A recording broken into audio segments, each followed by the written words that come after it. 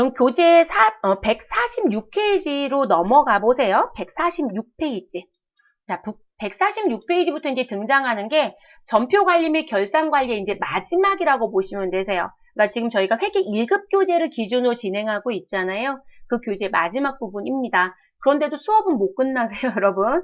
그래서 수업은 못 끝나시고 저희가 이제 진행해야 되는 부분이 뭐냐면 기존에 그 회계 1급 기준이 2급하고 다 겹쳐서 나가는 부분 다 끝내자라고 말씀을 드렸고, 그리고 추가되는 부분들 뭐 오늘 수업 전에 다른 거로도 말씀을 드렸었지만 그 부분하고 이제 관련돼서 나와서 마무리해야 되는 부분들이 있습니다. 그래서 유형자산 추가 수업, 그리고 부채 쪽에 추가 수업, 그리고 저희 수익 비용 끝나고 나머지에 뒤에 또 추가되는 수업이 또 있습니다. 회계 변경 쪽. 그래서 그 부분 또 추가해서 수업을 진행해 보도록 하겠습니다. 그러면 저희는 그 수익과 비용은 몇 개의 항목으로 또 구성이 되어 있고요. 어떤 내용들이 나오는지 좀 보겠습니다. 자, 수익과 비용은요, 수익의 이의라는 부분부터 시작해서 외화 채권 채무평가까지 진행이 됩니다. 그래서 수익의 의의와 비용의 의의는 말 그대로 정의라고 보시면 되고요. 그리고 수익의 인식기준과 비용의 인식기준이 있는데 요건 뭐냐면 내가 손익계산서의 수익이라는 계정 과목을 사용할 수 있는 게 언제냐? 언제 회계 처리를 해서 장부에 올려줘야 되느냐? 계상하는 시기가 언제냐? 이걸 인식기준이라고 표현을 합니다. 그리고 시험 문제 풀다 보면 손익계산서 계산구조에 의해서 문제를 푸는 문제가 계속 꾸준히 내죠. 사실 손익계산서 계산구조는 우리가 전산실무 하실 때 프로그램이 들어가셔서 손익계산서를 열어도 계산구조 큰 테두리는 사실 보이기는 합니다. 그래서 그 구조 부분 얘기를 조금 할 거고요. 그리고 내가 외화를 가지고 있다라고 하면 내가 외화를 갚아야 될 게 있다라면 그걸 우리가 외화 채권과 채무라고 하고요. 이 부분에 대해서는 환율의 문제로 인해서 평가 부분이 등장이 됩니다. 그래서 실제 거래했을 때와 평가에 대한 부분은 어떻게 정리할 건지에 대한 부분을 여기서 정리하고 가셔야 되세요. 그래서 그 부분으로 구성이 됩니다.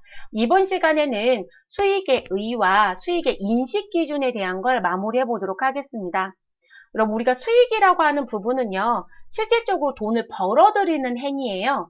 자, 돈을 벌어들이는 행위다라고 하시는 거니까 회사에서는 사업을 시작을 하면 나는 언제까지 어떤 사업을 하고 싶다라는 내용들을 하시겠죠. 그런 걸 우리가 일반적으로 영업활동이다라고 합니다. 또는 기업의 경영활동이다라고 할 수도 있겠죠.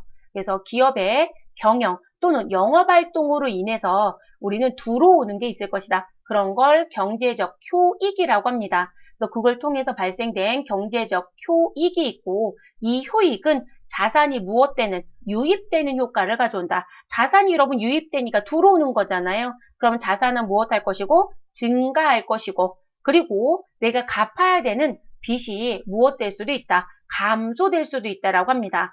이게 이론상에서 나오는 부분이어서 저는 부채의 감소까지 말씀을 드리지만 사실상 부채의 감소보다는 자산의 유입으로 인해서 우리는 증가라는 부분이 동반되면서요. 결론적으로는 자본이 무엇되는 증가하는 부분이 대부분 수익입니다. 우리가 가장 간단하게 볼 수 있는 방법이 우리 약식 계정인 T 계정을 그려놓고 보는 방법.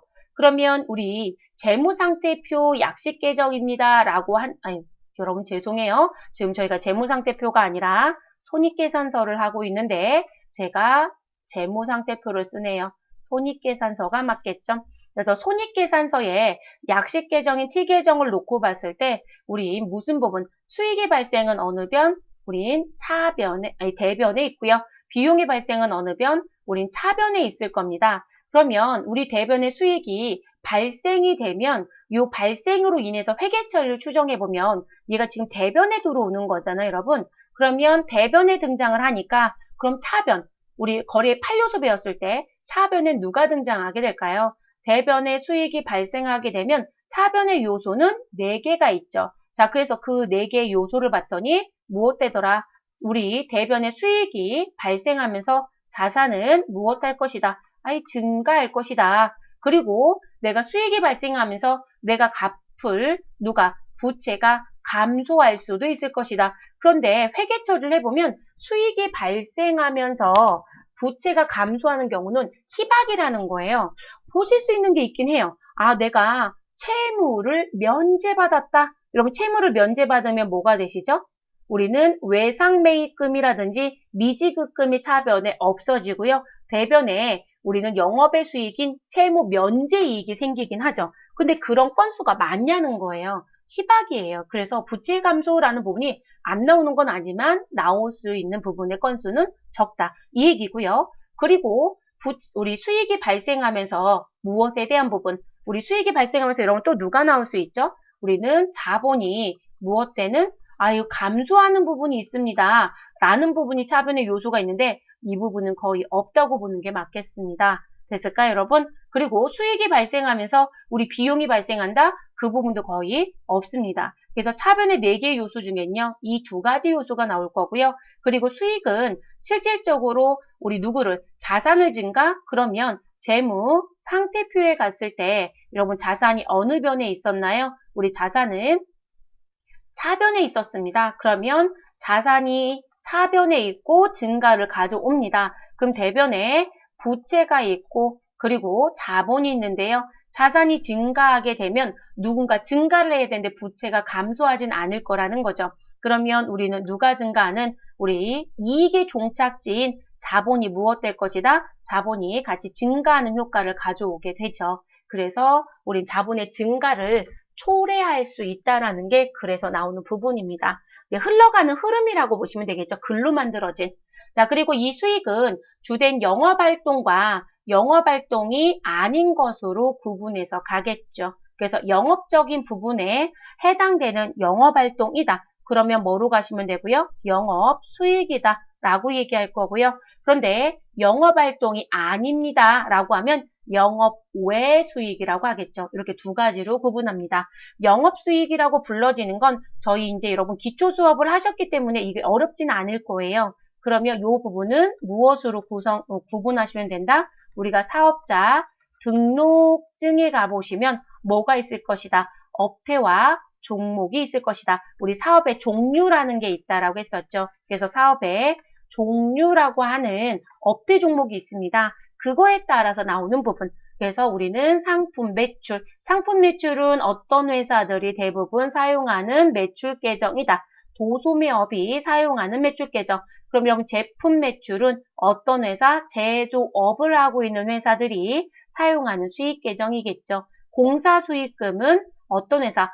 건설입니다. 건설인데요. 도급을 전문으로 하는 건설이라고 합니다. 그래서 도급 전문 건설회사입니다. 그래서 도급 전문인 건설회사는 이런 걸 씁니다. 그리고 저희는 대표적인 거 3가지만 써드렸지만 사업자 등록증, 사업의 종류에 따라서 영업수익의 계정 과목은 다양합니다. 그래서 우리가 일반적으로 수익금이라는 용어를 쓰는 분들은요. 지금 여기는 공사수익금이 나왔는데 이렇게 수익금이라는 계정 과목을 만들어서 쓰시는 분들은 대부분 노동의 대가로 회사의 영업적인 부분이 발생되는 회사들이 수익금 계정 많이 쓰세요. 그래서 수익금 계정은 그렇게 쓰실 수 있고 똑같은 건설업이어도 도급 전문이 아니라 만들어서 파는 분들은 실제 만든다는, 제조한다는, 건설한다는 특징이 들어야 되기 때문에 그들은 완성 건물 매출이라는 계정 과목을 또 쓰기도 합니다. 그리고 부동산 임대업도 일종의 자기가 갖고 있는 재산을 빌려주면서 나오는 그 용역적인 성격이라고 보셔야 돼요. 그래서 이제 그 부분들도 우리가 임대료에 대한 계정을 따로 쓰죠. 그래서 이제 그런 부분.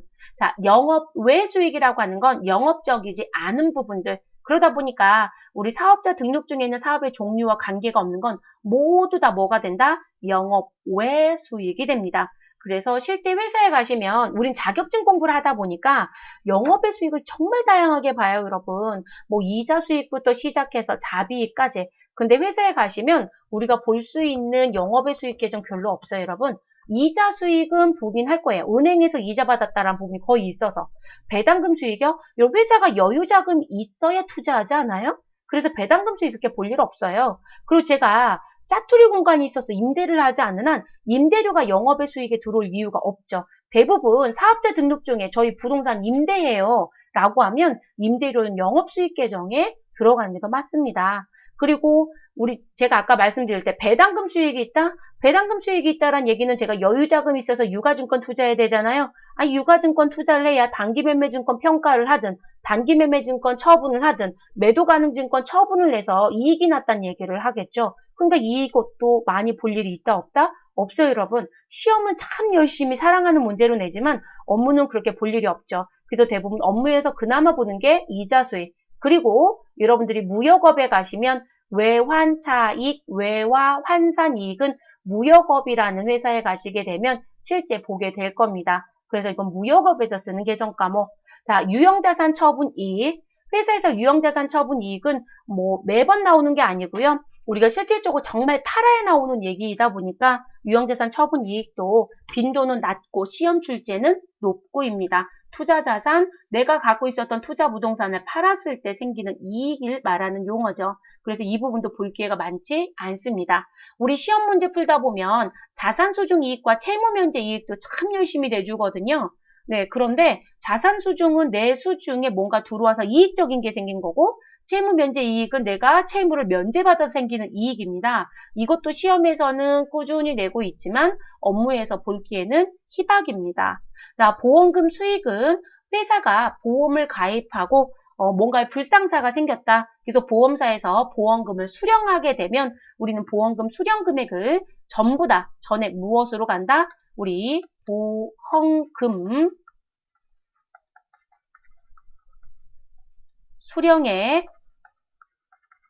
전액을 언제요? 수령 시점에 모두 다 보험금 수익인 영업의 수익 처리하시면 되겠습니다. 이것도 볼 기회가 많지는 않습니다. 잡이익은 여러분 잡스러운 이익인데요. 시험에서는 오히려 잡이익을 잘 안 내거든요. 그런데 여러분이 업무에 가시면 우리가 부가가치세라고 하는 세금을 냅니다. 그럼 부가가치세도 그렇고 우리 뭐 전기요금도 그렇고 각종 뭔가에 돈들을 낼 때 들어가서 봤더니 부가가치세 등에 대한 무슨 부분? 짜투리가 있습니다. 1단위. 그래서 부가가치세 등의 1단위를 우리가 단수라고 하거든요. 근데 그 단수 차액이 납부를 하지 않아요, 여러분.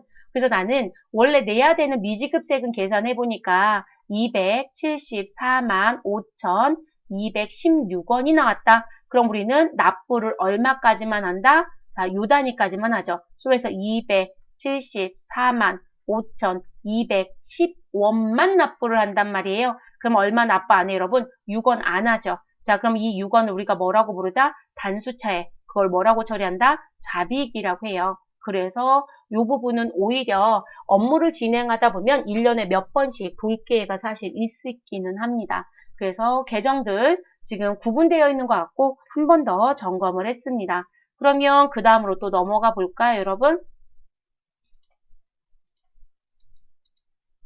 영업수익의 매출. 자, 상품 매출은 사업자 등록 중에 업대가 도소매업이었을 때 들어오는 부분이다. 그리고 우리가 일반적으로 상품이라고 쓰는 건 내가 뭔가를 사가지고 와서 추가적인 가공을 하지 않겠다. 그래서 완제품을 매입해서 판매하는 영업활동을 하는 경우엔 우리는 상품 매출이라고 쓰자라고 얘기합니다. 그리고 그 상품 매출은 실제 순 매출액을 의미하기 때문에 총 매출액에서 매출 환입과 애누리, 매출 할인을 무엇하시자? 빼서 나와줘야 합니다. 그래서 그런 얘기들 한 번 더 점검하고요. 자, 제품 매출. 여러분 제품 매출은 우리 사업자 등록 중에 업체가 제조업인 경우겠죠. 그래서 이 부분은 내가 무엇을 사가지고 와서 원재료를 사가지고 와서 그럼 저희가 원재료를 사가지고 왔다라고 하시게 되면 이렇게 표현하겠죠. 자, 원재료에 대한 부분을 사가지고 와서요. 이 원재료를 무엇하고 공정에 투입을 합니다. 자, 그러면 투입을 하면 우리는 이 투입을 소비액이라고 얘기합니다. 이 소비액을 원가액에서 얘기하죠. 그래서 너가 갖고 있었던 기초 원재료에 당기에 무엇했던 거? 매입했던 원재료를 더하고 그리고 공정에 투입했던 소비액을 빼면 기말에 남겨져 있는 원재료가 된다. 또는 기말을 빼면 우리는 원재료 소비액이 나온다. 라고 얘기합니다. 그럼 원재료 소비가 되고요. 그 소비됐던 부분이 만들고 있습니다. 라고 해서 무엇으로 탈바꿈이 된다? 제공품. 자, 그럼 여러분 제공품은 가공 중인 거죠, 여러분. 가공 중, 만들고 있다. 라고 얘기합니다. 그럼 이 제공품이 무엇이 되면 완성이 되겠죠, 여러분. 그래서 완성이 되면 우리는 완성품을 보관하는 창고로 출고를 시켜주겠죠. 그래서 우리는 무엇이 나온다? 제품이 나온다. 자, 이런 시스템을 쓰는 부분. 그래서 원재료부터 어디까지 제품이 나오기까지에 대한 부분을 우리는 어디에서 금액을 산출하고 원가 명세서에서 금액을 산출하게 되죠. 그럼 원가 명세서 가장 마지막에 금액이 뭐다? 당기에 제품을 만드는 데 들어간 금액이 얼마냐? 그래서 당기 제품 제조 원가가 얼마입니까? 라고 얘기하죠. 그거를 말하는 거예요. 그래서 당기 제품 제조 원가라는 표현이 이렇게 등장을 하죠. 그리고 원재료가 원재료 비료 가서 제공품으로 바뀌고 여기에 누구도 추가 투입이 될까요, 여러분? 우리는 노동을 투입한다. 그럼 여러분 노무에 대한 부분이 들어가야 되고요. 그리고 우리는 경비라는 것도 들어가야 되지 않을까요? 그래서 제조 경비나 노무비도 당연히 같이 동반이 돼서 움직입니다. 그래서 이제 그렇게 나오는 부분. 그리고 영업부는 열심히 이 제품에 무엇을 가산해서, 그럼 여기 제품까지는 뭘 의미한다? 원가를 의미하죠. 원가. 그럼 이 원가에 저희는 무엇 할까요, 여러분? 뭔가의 이익을 가산해야죠. 그래서 이익을 가산하고 우리는 뭐가 일어난다? 매출. 그래서 제품 매출이라고 표현합니다. 그러면 얘는 원가가 아니라 뭐가 된다? 매가로 계산이 되겠죠. 자, 이런 시스템으로 움직이는 부분에서 나오는 부분입니다. 그러면 우리는 제품 매출도 당연히 순 매출액이기 때문에 우리 전체 팔았던 총 매출액에서 매출과 관련된 환입, 애누리, 할인이 있으면 빼서 순 매출액이 나오게끔 구성이 되어야 합니다. 그래서 여러분들이 손익계산서를 오픈했을 때 제품 매출 그 용어만 그냥 들어오는 게 아니라 제품 매출은 해놓고 그 밑에 뭐 들어요, 여러분? 이런 글씨들이 있으면 추가돼서 들어오잖아요. 그게 이제 그런 의미를 또 갖고 있는 부분입니다. 그 다음 넘어가 볼게요, 여러분. 자, 영업의 수익이요. 영업의 수익은 아까 말씀드렸던 것처럼 기업의 주된 영업활동이 아닌 활동에서 발생된 수익입니다. 그럼 그 수익 중에 저희는 몇 가지만 한 번 더 점검을 할게요. 교재에는 그 수익에 대한 부분들을 실질적으로 150페이지부터 151페이지까지 또 다시 상세 설명 드렸는데요. 그 부분 중에 저희는 알아두셨으면 하는 부분이 있어서, 자, 자산소중이익과 채무면제이익이라는 게 있습니다. 자산소중 이익이다라고 하는 부분은 실질적으로 회사에 누군가가 뭔가를 주는 거예요, 여러분. 자, 뭔가를 주는데 그 부분이 자산이었던 거겠죠. 그래서 우리는 개인이 가지고 있었던 재산을 또는 자산을 무엇하겠다. 개인들은 재산이에요, 여러분. 회사는 자산이라고 얘기하겠죠. 그래서 개인의 자산을 회사한테 무상으로 무엇하겠다, 주겠다. 그러면 무상으로 회사의 자산이 무엇하는 거? 생기는 거. 자, 그럼 저는 공짜로 받았죠, 여러분. 쉽게 생각하면. 그래서 우리는 기증받았다, 증여받았다라고 합니다. 그랬을 때 그 증여받은 금액을 처리할 때 씁니다. 요건 어디서 수업이 진행됐었냐면 유형자산에서요. 우리가 무상으로 자산을 증여받거나 기증받으면 우린 그 자산의 취득원가는 뭐로 갈 겁니까? 라고 얘기했습니다. 여러분 그 취득원가 뭐로 가야 되죠? 증여받은 날에 자산의 공정가치를 차변에 쓰시고 대변에 자산 수중 이익이라는 걸 써주시면 되는 거죠. 그래서 그때 수업을 진행했었고요. 자, 채무면제 이익은 언제 수업이 됐었냐면 우리 부채 쪽 수업할 때요. 자, 이 채무면제는 회사가 누군가한테 갚아야 될 빚이 있습니다. 빚. 근데 그 채무에 대해서 누가 채권자가 아유 안 받을게 라고 하는 거죠. 근데 여러분 아무 이유 없이요. 채무에 대해서 채권자가 채무를 포기했을까요? 대부분 이부 경우들이 들어가서 보면요. 제가 만약에 채무면제 이익이 나오는 회사에서 근무하고 있다? 우리 회사가 그 채권자한테 돈을 계속 안 줬을 거예요. 아무 이유 없이 그렇게 하지 않아요. 그러면 일단 내가 그 사람한테 갚아야 될 빚인 우리 누구 외상매입금이든 미지급금이든 채무가 차변에 와서 감소합니다. 그리고 대변에는 그 포기한 금액만큼은 돈이 안 나갈 거예요. 그거를 우리가 뭐라고 그러자? 아, 면제받았어요. 라고 해서 그 면제받은 금액을 채무 면제 이익으로 회계 처리해 주시면 되겠습니다. 그래서 이렇게 정리하는 부분. 그래서 이 자산소중이익과 채무 면제 이익은 다시 한 번 더 말씀드리는 건 시험에서 자꾸 나와요. 개정 과목 잊어버리지 마시라는 목적으로 한 번 더 말씀을 드렸습니다. 그 다음 들어가 보도록 할게요, 여러분. 자, 보험금 수익과 전기 오류 수정 이익이 있습니다. 자, 보험금 수익이라고 하는 부분은 아까도 말씀을 드렸지만 우리가 문제를 풀다 보면 이런 얘기가 있어요. 보험에 가입을 했다, 보험에 가입을 하지 않았다, 뭐 이런 식의 글씨들이 나오면서 우리 아직 보험사한테 보험금을 받은 건 없지만 창고에 물건이 무엇되었다? 우리 소실되었다. 또는 우리 가지고 있었던 기계장치가 소실되었다. 그러면 여러분 내가 갖고 있었던 기계장치라든지 내가 갖고 있었던 재고자산은 장부에서 당연히 없어져야죠. 소실됐다고 했으니까요. 그럼 그 소실된 거 가지고 모두 다 우리는 무슨 부분? 재해손실에 갈 거면 재해손실, 그리고 유형자산 처분신고를 가야 되면 유형자산 처분손실을 정리하시고 끝내시면 됩니다.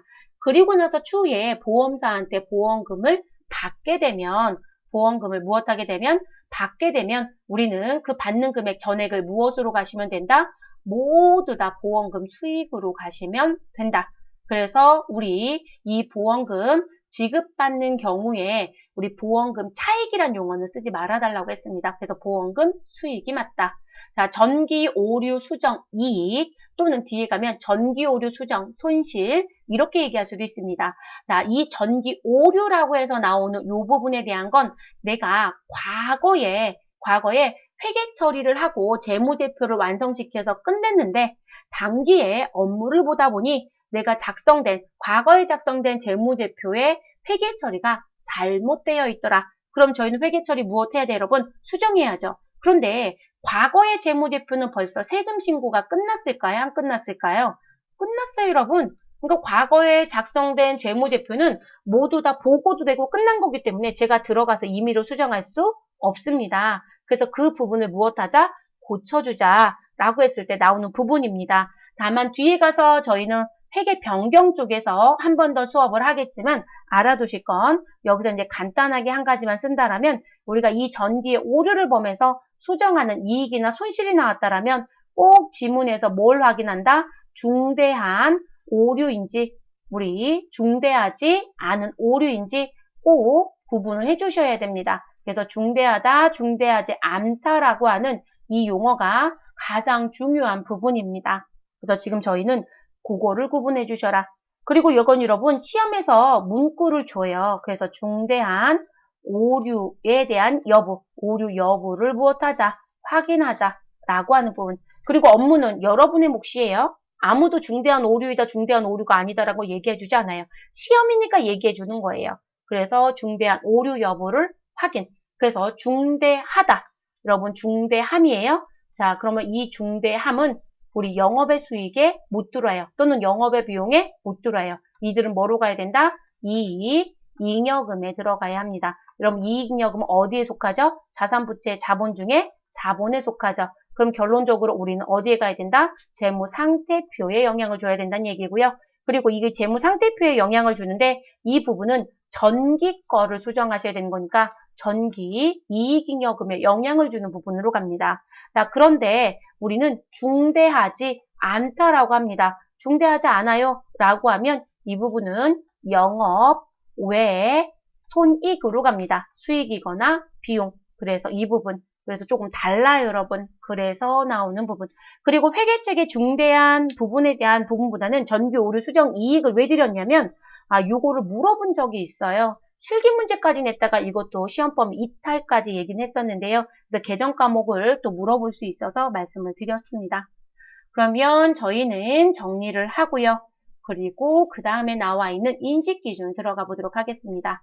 자, 수익의 인식기준, 비용의 인식기준은 무엇으로 가라고 우리는 배웠다. 발생기준입니다. 그래서 저희 앞에 손익계산서 작성기준 배울 때 수익과 비용은 발생기준에 의해서 인식하여야 하며 수익은 실현주의로 처리하며 비용은 수익비용 대응에 의하여 그 기간에 발생되었다라면 우리 무엇 하셔라? 정리하셔야 된다. 이런 거 배웠습니다. 자, 그 중에 발생기준이 여기에 들어옵니다. 그래서 수익과 비용은 원칙적으로 발생기준으로 인식한다라고 알아두시면 되겠습니다. 됐을까요, 여러분? 그래서 발생기준. 이거 문제 낼 때 여러분 얘를 현금 기준으로 바꿔요. 현금 기준은 돈이 들어오고 나간 거대로 회계 처리하는 거예요. 근데 그 부분은 실질적으로 관계가 없습니다, 여러분. 그래서 하시면 안 되는 거기 때문에 발생 기준. 자, 그리고 이 수익을 인식하는 시점을 들어가서 봤더니 아니 업종에 따라서 내용이 다 다르던데요? 라는 문제가 생겨요. 그래서 내가 지금 현재 제조업을 하는지 건설업을 하는지 뭐 이런 거에 따라서 무슨 부분들 이게 지금 매출로 볼 건지 안 볼 건지 소위 말해서 수익으로 볼 건지 안 볼 건지에 대한 관점들이 다 달라지더라는 거죠. 그래서 그 부분 때문에 인식 얘기가 또 들여다봐야 된다라고 얘기를 합니다. 그리고 수익을 인식하는 부분은 업에 따라서 다를 수는 있지만 우리 자산이 증가하거나 부채가 감소하고 미래 경제적 효익이 무엇 때는 증가하는 현상을 가져온다라면 우린 그 부분에 대해서 수익을 인식할 수 있다. 다만 수익에 대해서도 회계 처리를 하셔야 되니까 금액은 얼마로 가셔야 되죠, 여러분? 금액은 우리 신뢰성 있게 측정할 수 있어야 되겠죠. 제가 얼마로 가셔야 되죠? 라고 얘기했잖아요, 여러분. 그죠? 그 금액이 얼마예요? 라는 걸 계산할 수 있으면 우린 인식할 수 있다고 얘기합니다. 자, 경영활동을 놓고 봤더니 저희가 원재료를 구매해서 생산을 하고 생산이 완료되면 우리는 완성품이 나올 거고요. 그리고 그 완성품을 무엇할 것이다? 판매를 할 것이다. 당연히 보관이나 판촉 활동하면서 판매를 하겠죠. 그럼 판매를 하면 우린 뭐가 나올 것이다? 채권이 나올 겁니다. 그러면 받을 수 있는 권리가 있고 그 권리에 대해서 대금을 회수했다. 라는 시스템으로 쭉 흘러가더라는 거예요. 그러면 여러분 우리가 원재료를 구매했다? 이런 원재료를 구매하면 전 대변은 안 쓰고 필요한 건 대변, 필요한 건 차변 이렇게만 쓸게요.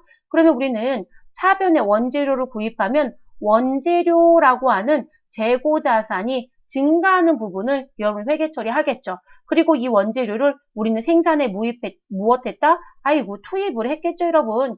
그러면 얘를 투입하게 되면 우리는 누가 생긴다? 제공품이 생산 과정에 등장한다라고 얘기하겠죠. 그리고 이 제공품이 뭐가 되면 생산이 완료되면 이 제공품은 무엇으로 넘어갈 것이다? 차변에 누가 등장할 것이다? 제품이 나옵니다. 라고 얘기하게 되겠죠. 그러면 그 제품을 우리는 창고에 무엇하고요? 보관하고 있겠죠. 그래서 보관하고 열심히 팔려고 판촉 활동을 할 겁니다. 드디어 판매가 이루어집니다. 자, 판매가 이루어지면 우린 대변에 누구를 쓰게 될까요? 여러분 차변과 이제 대변을 쓰셔야 되는데 우린 차변에는 아직 돈을 못 받았어요 라고 하시면 우린 외상 매출금을 그리고 대변에는 우리 무엇을 쓰실 거고요.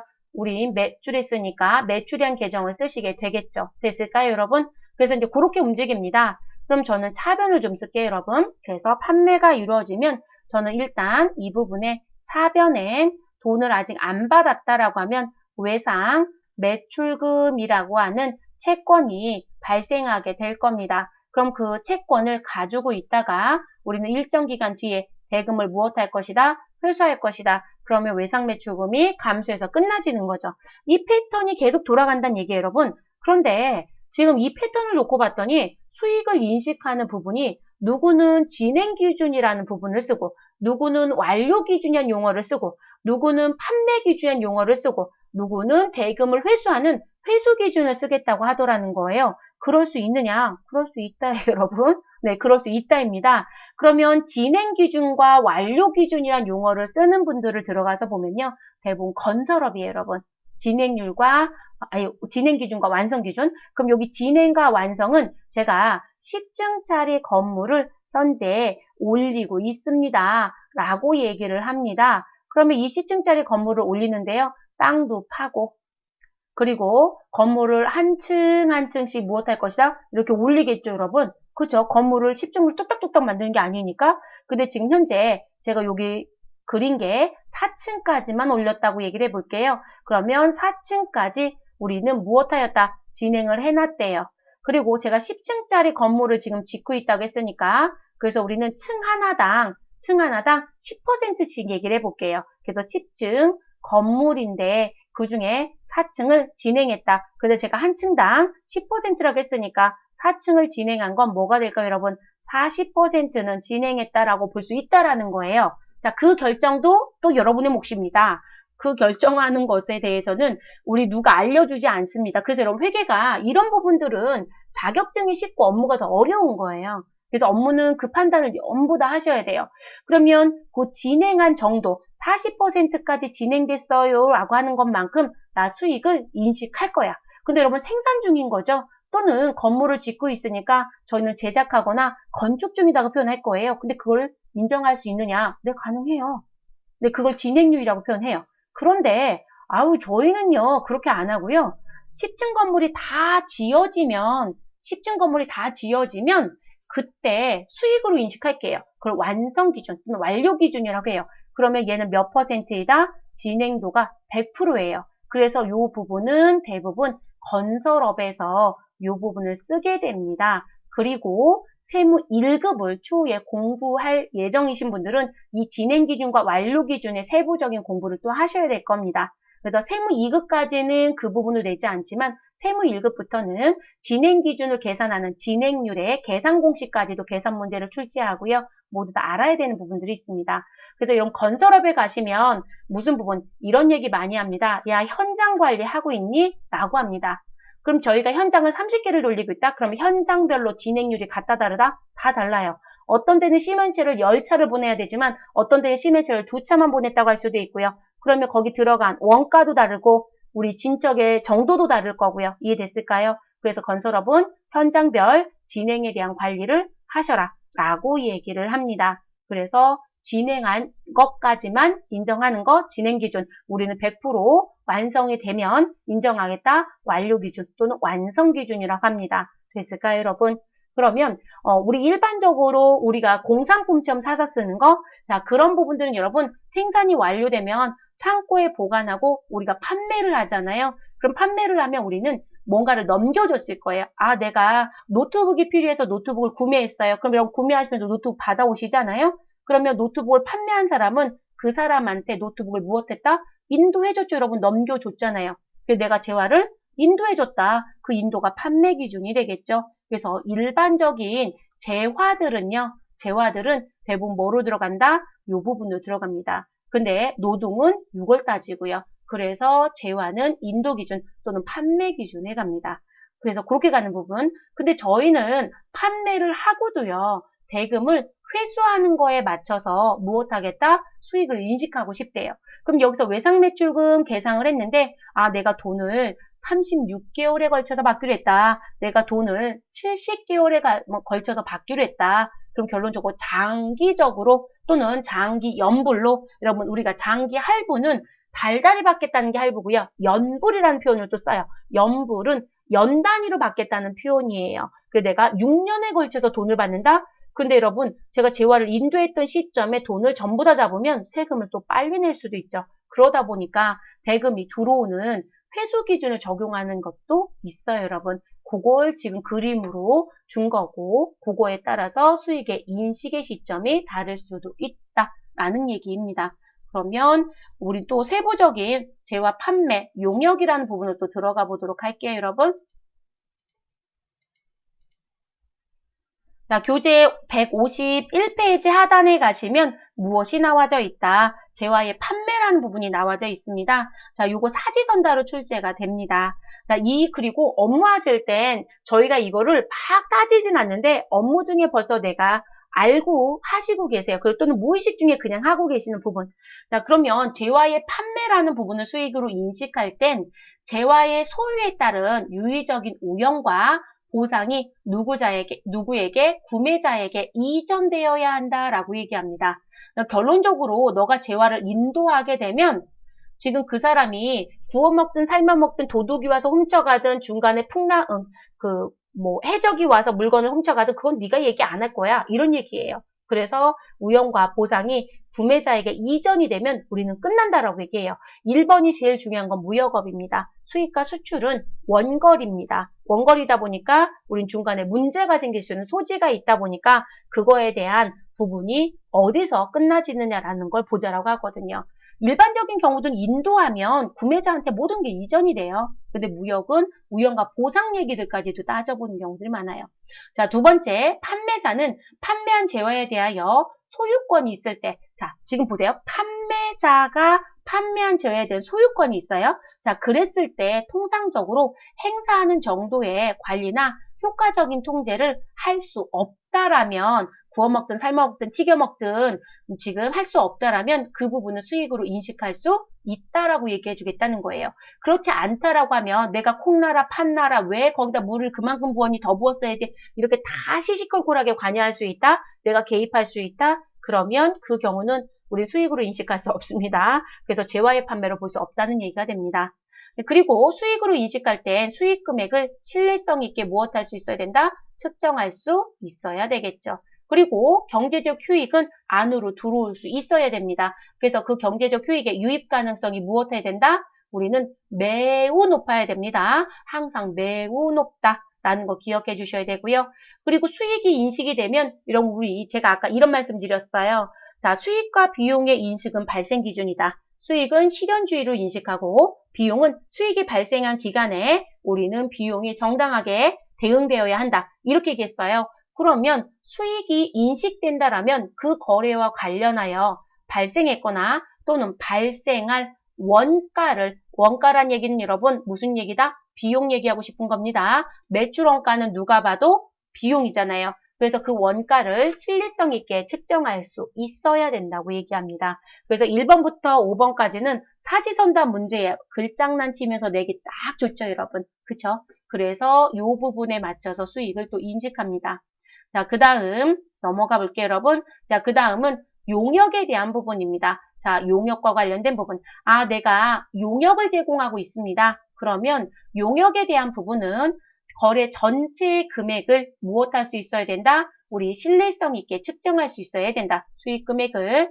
자, 그리고 이 수익금을 측정하는 게 쉽지가 않아요, 여러분. 제가 아까 용역 제공의 대표적인 게 진행 기준과 완성 기준이라고 했어요. 그러면 저희가 진행 기준을 한다라고 하면 진행된 완성도로 볼 수 있는 진척도가 40%인지 50%인지 60%인지 그 금액을 측정할 수 없다라면 우리는 수익 인식할 수 있다, 없다? 없어요. 그래서 그런 부분들, 네, 나오는 부분들이고요. 그리고 경제적 효익의 유입 가능성이 무엇해야 된다? 매우 높아야 돼요. 항상 여러분 매우 높다로 가져가야 되는 부분, 매우 높자. 그리고 진행률에 대해서는 신뢰성 있게 측정할 수 있어야 됩니다. 그래서 여러분 대부분 진행률은 그 회사의 지금 원가에 해당되는 시멘트가 몇 차가 들어갔고 노동은 얼마가 들어갔고 그래서 여러분 현장별 관리를 안 하면 진행률 계산이 안 돼요. 그래서 여러분들이 건설업 쪽에 가시면 회계직이 되게 많던데요. 네, 현장별 관리자가 다 따로따로 있습니다. 그러니까 현장 30개를 한 사람이 한다 못해요, 여러분. 할 수가 없어요. 그래서 회계팀에서 현장별로 나눠서 업무를 봐요. 그래서 그런 부분들. 그리고 건설업에 가시는데 회계팀 따로 있고 세금 신고 따로 한다. 그 회사 작지 않습니다.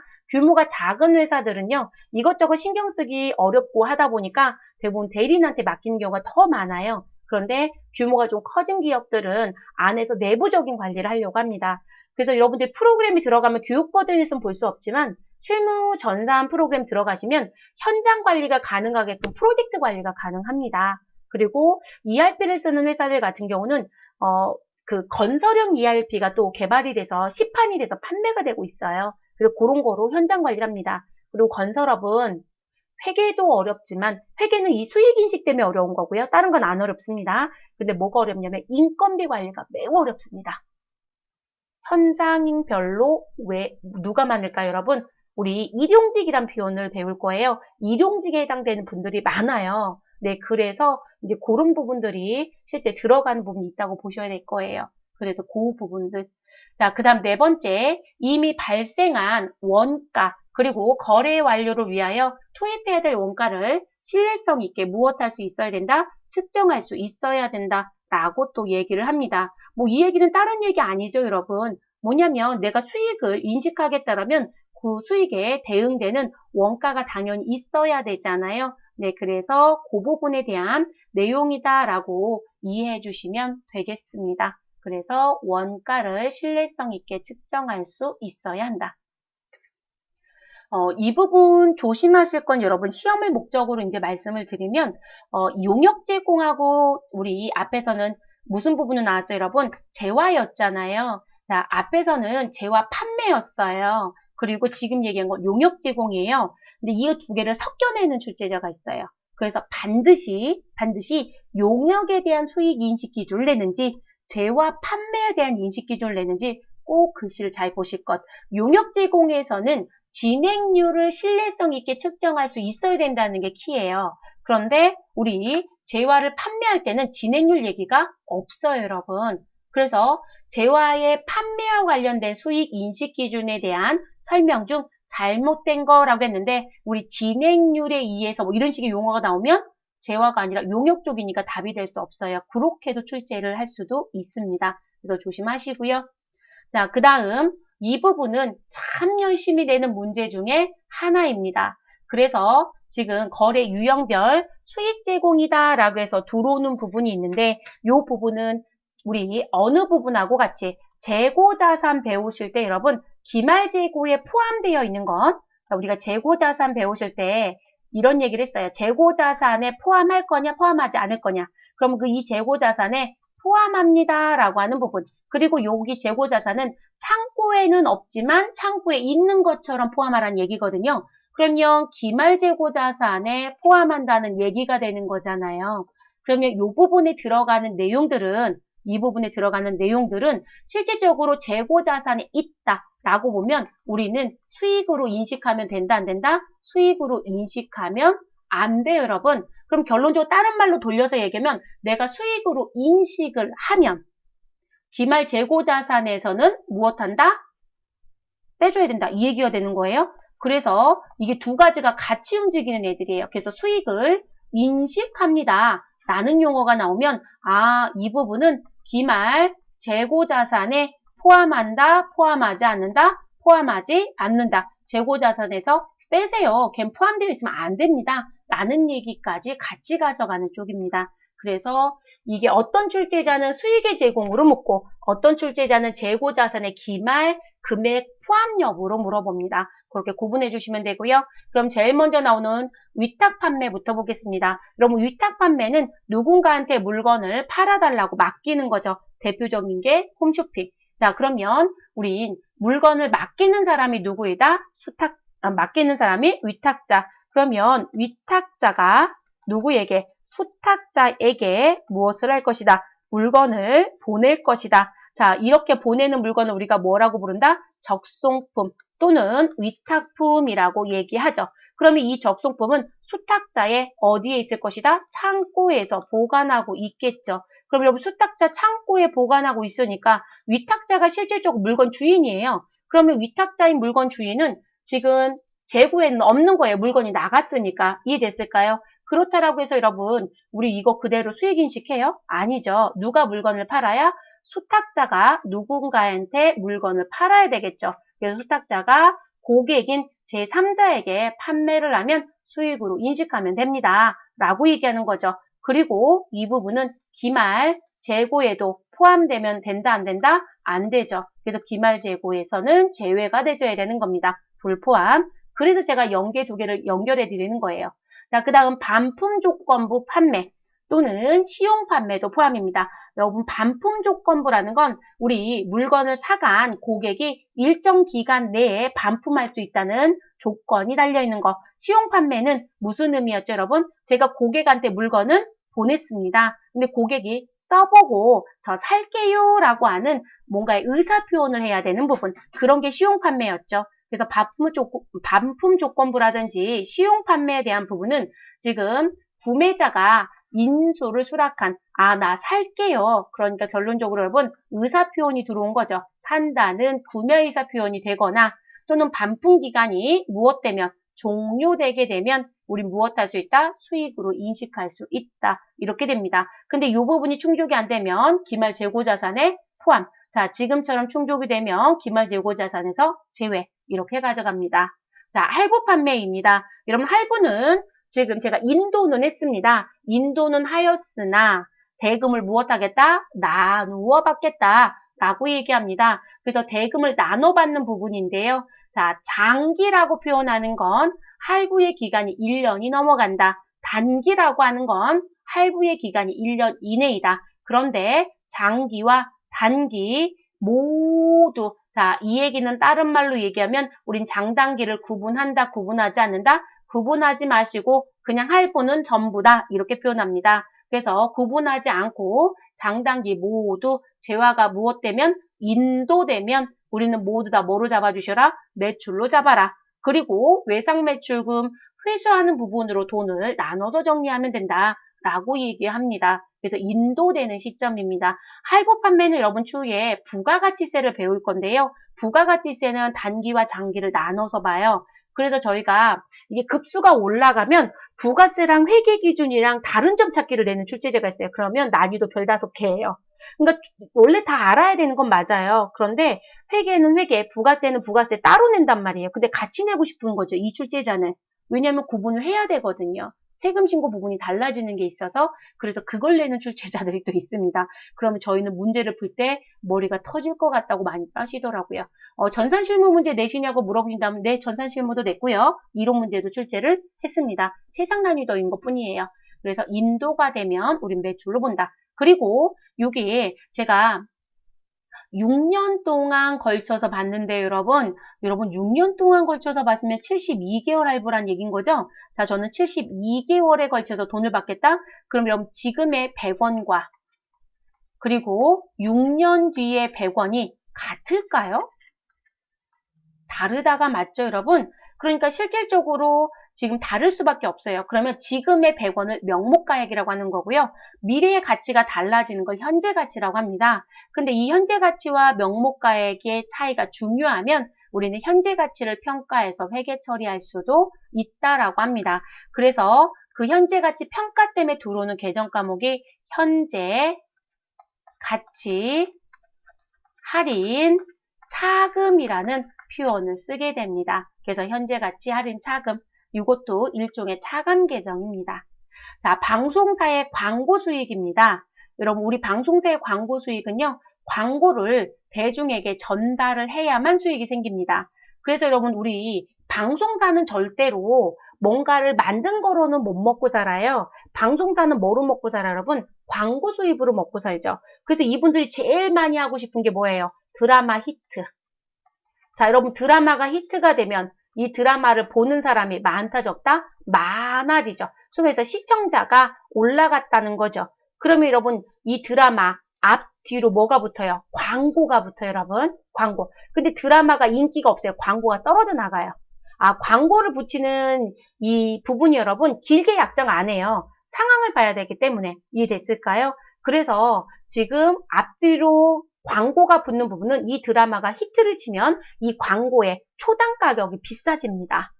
이해됐을까요? 그런데 그렇지 않다면 나 이거 광고 니네한테 더 안 붙일 거야, 뺄 거야 이렇게 얘기도 하죠. 이해됐을까요? 그래서 그 부분으로 보는 게 맞습니다. 그래서 광고 수익이라고 하는 부분은 대중한테 광고를 전달하게 되면 수익이 창출된다고 봅니다. 자, 그 광고를 제작하는 사람, 제작자, 그들은 용역에 대한 부분의 수입으로 봅니다. 그래서 광고 제작 용역 수입은 제작 기간 동안 진행 기준을 적용해라. 그러니까 우리가 광고를 제작하는데 금방 끝날 수도 있지만 오래 걸려서 제작을 할 수도 있겠죠. 그러면 그 진행 기준을 한다는 얘기는 얼마 정도 진행이 됐는지 진행률을 계산해서 수익을 인식하면 된다라는 얘기가 됩니다. 그래서 광고 수익과 제작자의 용역 수입은 인식 기준이 다릅니다. 자, 그 다음 공연 입장료입니다. 자, 공연 입장료에 대한 부분. 여러분, 공연은 실질적으로 여러분, 우리가 이제 코로나 때문에 문제됐던 게 공연들의 취소가 정말 많았죠. 그럼 그 취소가 되면 실질적으로 여러분 다 무엇 할까요? 그 예매했던 사람들 다 돌려주셔야 되겠죠. 그게 맞습니다. 그럼 이 공연에 대한 부분은 대부분 미리 돈이 들어오다 보니까 정말 많이 실수를 해요. 왜냐면 저 무슨 공연을 보고 싶다. 그럼 여러분 티켓을 발권했다는 표현 많이 쓰시잖아요. 예매했다는 표현. 그럼 예매는 했지만 공연이 진행되지는 않았어요. 그러면 그 예매에 의해서 티켓의 판매사는 뭐로 가셔야 돼요? 미리 받은 선수금이 됩니다. 그래서 우리 티켓을 팔은 티켓 판매 시점에는 무엇으로 가시라? 우리 상품권 판 것처럼 선수금 처리해요. 그리고 선수금 처리했다가 무엇이? 우리 공연이 행사가 무엇 되면 개최가 되면 그때 가서 수익으로 인식을 합니다. 자, 강의에 대한 수강료입니다. 그럼 수강료는 학원 쪽이라고 보시면 되겠죠. 자, 그러면 수강료를 학원에서 어떻게 인식하느냐? 강의 기간 동안 발생 기준을 적용한다고 합니다. 자, 그 얘기는 저희가 강의가 진행이 되지 않았는데 우리 강의는 지금 현재 8월 31일에 시작할 예정입니다. 그런데 강의를 신청을 우리는 언제까지? 7월 25일까지 받았다. 그러면 강의료 입금도 대부분 다 받습니다. 그런데 강의는 시작하지 않았지만 돈은 들어왔죠. 그러면 수강료도 미리 받은 건 모두 다 뭐로 정리한다? 7월 25일 날 받은 수강료는 일단 선수금으로 처리합니다. 그리고 강의가 진행이 되면 그 발생 기준에 따라서 우리가 강의가 1개월짜리도 있고 2개월짜리도 있고 3개월짜리도 있고 강의 기간이 길단 말이에요. 그러면 제가 지금 현재 4개월짜리 강의를 진행하고 있다라고 했을 때 지금 1개월만 A라는 수강생이 듣고 빠져나갔어요. 그러면 그 친구는 남겨져 있는 거 무슨 조치? 환불 조치해 주세요라고 요구할 수 있거든요. 그러다 보니까 발생 기준 적용한다라고 합니다. 그럼 제가 예를 드는 하고 3개월치 남은 거 달라고 한다고 표현했지 꼭 3개월치로 들어가지 않아요. 요거는 이 학원법에 의해서요. 얼마 진행에 따라서 수강료를 환불해주는 조건이 있어요. 그 기준에 맞춰서 갑니다. 네, 그래서 지금 이해만 그냥 하고 넘어가시면 되고요. 그래서 발생 기준. 자, 도급이라든지 예약 판매. 그럼 도급공사는 건설에 남의 건물을 지어주는 거, 그걸 도급 전문이라고 합니다. 그래서 도급공사, 예약 판매는 여러분 많죠. 우리 홈쇼핑 참 많은 것 같습니다. 홈쇼핑에 가서 보시면 대표적인 예약 판매가 우리 아직 사용하지 않은 가전제품 예약 판매. 아예 예약 판매는 예약이라고 문구 걸고 우리 판매 시작하죠.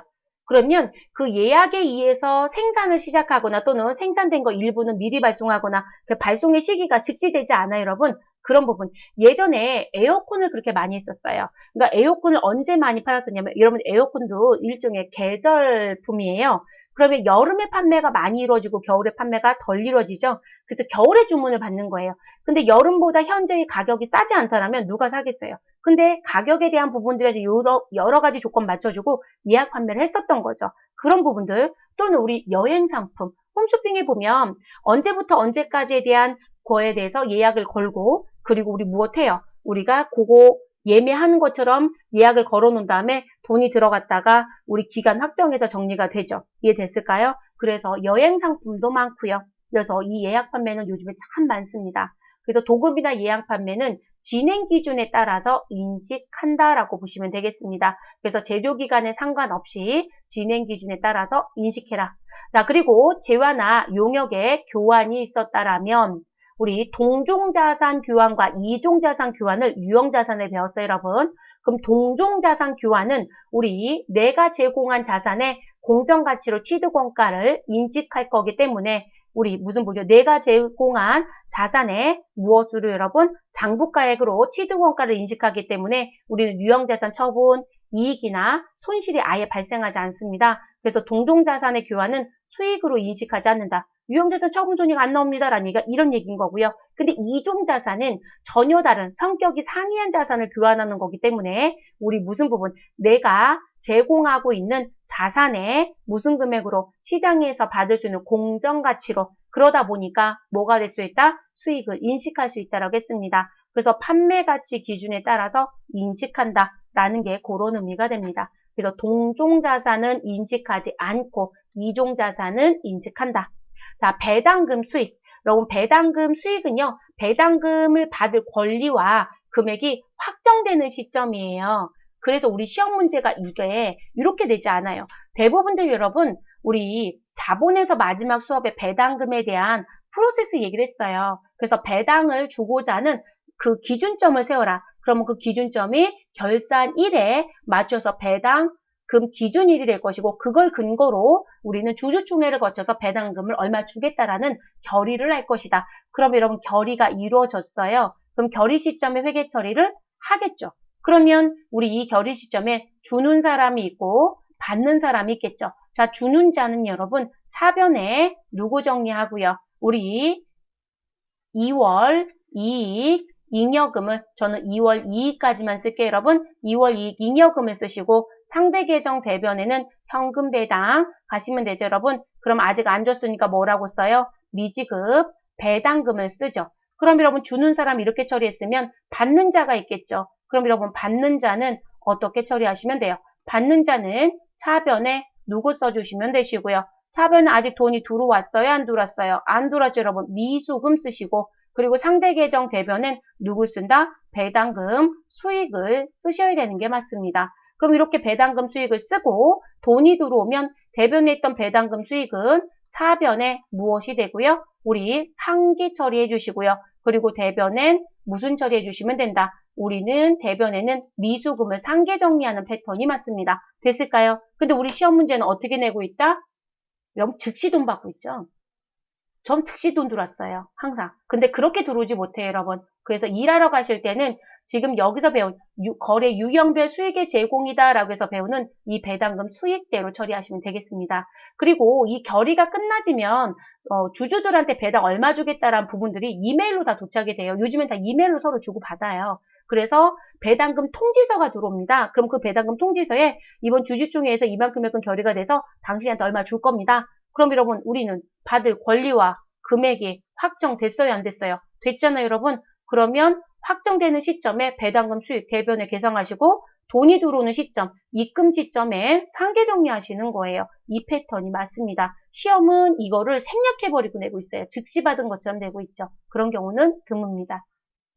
이자 수익입니다. 이자 수익은 무엇을 기억하자? 유효 이자율을 꼭 기억합니다. 그래서 이자는 시장에서 움직이는 이자를 뭐라고 했죠, 여러분? 시장 이자율이라고 했고, 이 시장 이자율이 실제 이자를 주는데 적용되는 이자이다. 그래서 유효하다라는 표현을 썼습니다. 그래서 그 유효 이자율을 적용하여 발생 기준에 따라서 인식합니다. 근데 이 유효 이자를 자꾸 액면 이자율로 바꿔서 내거든요. 유효 이자율이 맞습니다. 그래서 바꿔주셔야 된다는 거고요. 됐을까요, 여러분?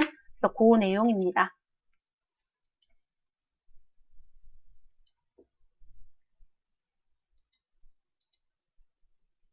자, 그 다음 노열티 수익이 있습니다. 자, 노열티. 여러분, 노열티 수익은요.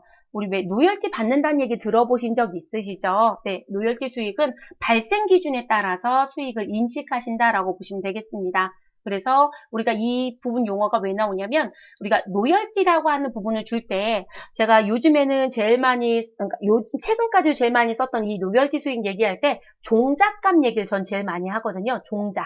여러분 이게 종자가 씨앗이죠. 네.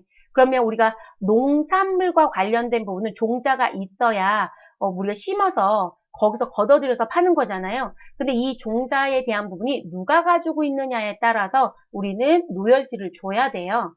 그러면 저희가 딸기가 있었는데요. 지금은 실제 많이 줄었다고 합니다. 그럼 이 딸기의 종자에 대한 로열티를 누구한테 제일 많이 줬었냐면 일본이요. 그러니까 우리나라가 일본 종자를 가져다가 딸기를 많이 심었다고 합니다. 근데 지금은 일본 종자 안 심습니다. 우리도 지금 현재 개발이 됐어요. 근데 이 노열지가 상당해요, 여러분. 그리고 이 노열티 계약할 때 한 달, 두 달 이렇게 주지 않고요. 1년치, 2년치, 3년치 이렇게 기간 약정을 해서 돈이 나가요. 그러다 보니까 일정 기간 걸 한 번에 주는 거죠. 그러면 우리는 받는 사람도 있고 주는 사람도 있고 주는 사람이 여러분 3년치를 한 번에 줬다 그러면 저는 3년치를 한 번에 받은 거잖아요. 그럼 그거를 모두 다 매출로 잡느냐? 아니라는 거죠. 그걸 모두 다 수익으로 잡느냐? 그게 아니라 그 회계 기간에 발생한 것까지만 네가 3년치를 수령했어도 지금 회계 기간인 2020년도 1월 1일부터 언제까지? 12월 31일까지 해당되는 것만 무엇하면 된다? 로열티 수익으로 계상하면 된다. 라고 얘기를 합니다. 그래서 이 로열티도 무시를 못하죠. 자, 상품권과 관련된 매출 수익. 자, 상품권은 회수할 때 수익으로 인식합니다. 그러면 상품권을 판매했을 때 무엇으로? 선수금으로 회계 처리합니다. 그래서 우리 판매했다라는 문제가 나오게 되면 우린 차변에 당연히 돈이 들어오겠죠. 그래서 현금 등이라는 게 쓰여진다라면 대변에는 선수금이라고 기재하시면 되겠습니다. 그리고 여러분 상품권은 거래처 관리 못해요. 이런 거래처 관리 어떻게 하실 거예요? 그냥 쉽게 여러분들이 백화점 가서 백화점 상품권을 샀어요. 그럼 여러분한테 이름 다 써달라고 하시던가요? 백화점에서? 지금 상품권 매출 수익에 대한 건 백화점 또는 우리 왜 대형마트에서도 상품권 팔죠. 자, 그거하고 관련된 거예요. 그럼 상품권을 실제 백화점에서 입장에서 회계 처리할 때 고객이 상품권을 사갔을 때 고객의 이름을 쓸 수가 없잖아요. 그렇기 때문에 상품권은 거래처 관리는 사실 조금 어렵습니다. 그래서 이렇게 상품권 처리했다가 고객이 추후에 무엇할 것이다? 물품과 교환을 하죠. 그래서 우리는 물품과 교환하는 시점이 등장이 됩니다.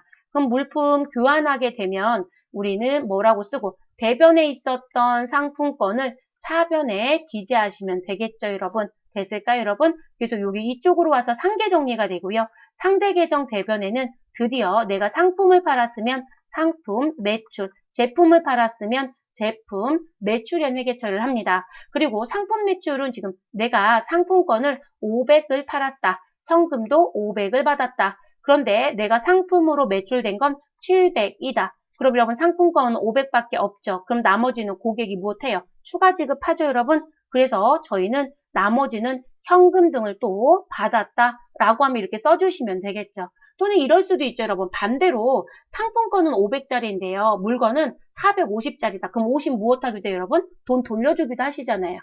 여러분들 왜 이마트 상품권, 신세계백화점 상품권, 뭐 그런 쪽 상품권들 가지고 물건 구입해보시면 남으면 돈 다시 주시지 않아요? 그리고 가끔 이런 경우도 있죠. 그 돈으로, 현금으로 주는 부분은 상품권 금액의 몇 퍼센트에 미달이 돼야 이런 규정들이 있어요. 그러면 금전적으로 내주실 거고, 그렇지 않은 경우는 상품권을 끼워주시죠. 그죠? 10,000원짜리, 20,000원짜리 이렇게 끼워서 얼마 이렇게 해서 거스름돈 주듯이 주시잖아요. 그런 경우에는 대변에 그 돈을 기재해 주시면 되는 겁니다. 그래서 가는 부분. 그래서 상품권을 빨았을 땐 절대로 우리 수익이 아니라 부채 계정인 선수금 계정을 쓰시고 상품권을 회수하는 물품을 무엇하는 교환하는 시점에 수익으로 인식한다라고 알아두시면 되겠습니다. 자, 우리 발생 기준이란 부분이 팁박스에 있는데 여러분, 발생 기준은요, 모든 수익과 비용은 그것이 발생한 기간에 무엇해야 된다? 정당하게 배분되어야 한다라는 용이죠. 그래서 우리는 이 발생한 기간이란 얘기는 회계 기간을 얘기하겠죠. 그래서 회계 기간에 발생된 것만 그것 때문에 뭐 들어 여러분? 나는 차기 거를 미리 준 게 있다. 선급 비용. 그죠? 그리고 우리는 미리 받은 수익이 있다. 차기 거를 선수 수익. 그리고 또 뭐 들어올까 여러분? 내가 발생은 하였으나 아직 못 받았다. 미수 수익이라는 게 있죠. 그리고 무슨 부분? 우리 지금 현재 발생은 하였으나 아직 줄 때가 되지 않았다. 그러면 미지급 비용. 자, 요 4개의 계정이 가장 대표적인 발생 기준에 해당되는 부분이에요. 그래서 이런 부분들이 앞에서 또 했었죠. 자, 그리고 수익과 비용을 그 현금이 들어오거나 나가는 기간이 아니라 당해 거래나 사건이 발생한 기간에 인식하는 걸 우린 발생 기준이라고 합니다. 그런데 현금이 들어오고 나가는 기간에 나는 수익과 인식점 처리하겠다. 그런 걸 우리가 뭐라고 얘기한다? 현금주의라고 얘기한다. 그런데 현금주의는 회계에서 인정한다, 안 한다? 안 한다. 유일하게 재무제표에서 인정되는 게 있긴 했습니다. 누구요? 현금 흐름표는 현금주의로 작성을 해야 유동성을 볼 수 있어서 그 서류만 유일하게 현금주의로 제작성을 하는 것 뿐인 거예요. 그렇지 않고 나머지는 모두 다 발생 기준으로 작성한다. 이렇게 알아두시면 되겠습니다. 됐을까요, 여러분? 그리고 제가 상품권에 대해서 분계 내용까지 왜 보여드렸냐면 분계 문제 출제 시작했어요. 그래서 이 상품권과 관련된 전산 실무의 분계 문제는 실질적으로 출제가 많다라고 보진 않는데요. 시작은 한 상태입니다. 그리고 요즘엔 상품권으로 판매를 하고 뒤에 물품과 교환하는 거래들이 꽤 많아요. 그러다 보니까 이 부분을 또 배제하고 갈 수는 없는 상황이죠, 여러분. 그래서 이제 그렇게 형태들이 조금 바뀌어가는 문제들도 있습니다. 자, 이렇게 해서 저희는 무엇까지, 수익이 무엇이고 수익의 인식 기준은 어떻게 할 건지까지 마무리가 됐습니다. 다음 강좌에서는 비용이라는 부분으로 또 진행을 해보도록 하겠습니다.